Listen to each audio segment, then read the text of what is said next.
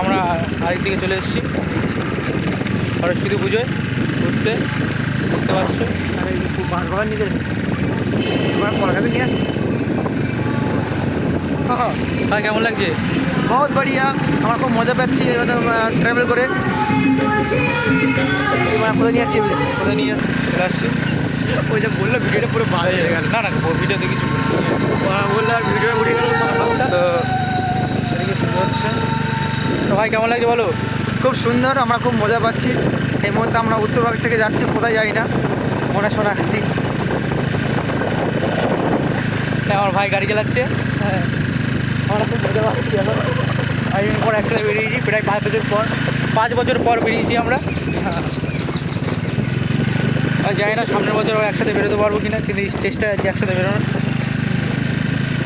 তাই এখন ঘুরে নেওয়া হচ্ছে।